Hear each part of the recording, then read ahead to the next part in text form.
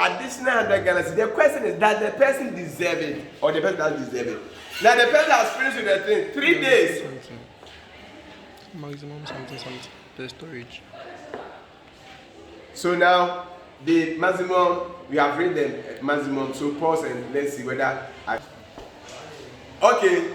So now we have only about 4 minutes to finish with it. So now the question is, can you pay? Do you have to pay? If you don't pay, the person cannot do anything to you. Why? Because that 100 Ghana cedis. Now remember, the person deserves the 300, but the 100 Ghana cedis is where the problem is. Now, what consideration has the person provided for the 100 Ghana cedis? That is the question. Nothing. Why? Because the painting of the room and everything was an existing contractual obligation. You have already entered into a contract with him to do it. So he has not done anything extra for the 100 Ghana. So if you don't pay him, there is nothing the person can do. But if at the initial stage the ceiling was not part, then you say, please pay the ceiling. We will add 100 Ghana. That's what you have to pay, because he has provided sufficient consideration. The ceiling was not part, so that's the extra work he has done for the 100. So that is what is meant by consideration must be sufficient, and that it must not be an existing contractual obligation. Number 2, it shouldn't be a public duty or a duty that has been imposed on you by law. For example, you know, my duty is to teach you as a student. That's not it. Okay, and the government pays me. So if I came to class one day, say, today if you're able to teach us well and we understand, we will give you 100 Ghana. We will give you 500 Ghana. If I teach you well and you all understand, you don't pay, there is nothing I can do, because the teaching is already a public duty that has been imposed on me.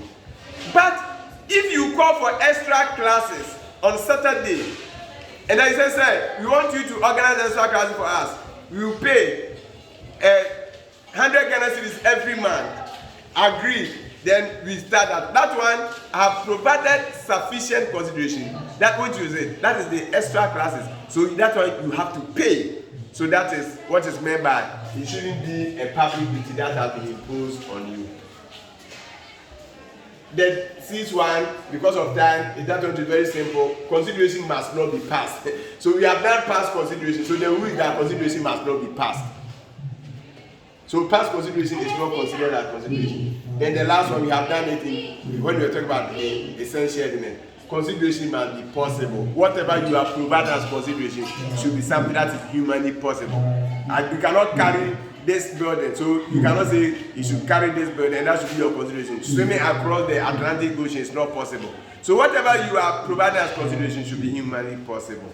Ladies and gentlemen, that brings us to the end of today's lesson. Let's go to our objective.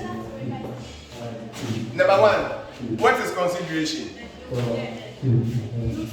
Define consideration. Number 2, explain 3 types of consideration. Or I can say, explain these types of consideration. Number 1, executed consideration. Number 2, executory consideration. Number 3, past consideration. State and explain any 5 essential elements of a valid consideration. Ladies and gentlemen, that brings us to the end of today's lesson. Till we meet again another time and consider another topic, privity of contract. What is it? Exceptions to that doctrine. It's